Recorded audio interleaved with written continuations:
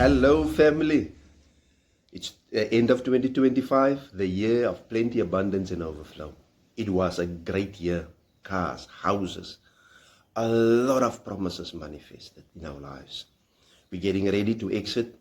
Don't fall for the traps of the enemy. Stay focused, stay faithful.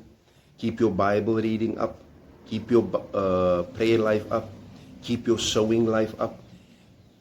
Keep being faithful. We are going into 2026, and here's the word for 2026, the year of open heaven. Open heaven. The windows will be open. The doors will be open. Heaven will be open. A lot of promises.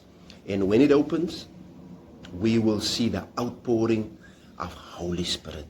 In Acts 2, we saw that. The Holy Spirit came and fell upon the 120 people in the upper room. It will be a great year. The word said, prove me if I won't open up the windows of heaven.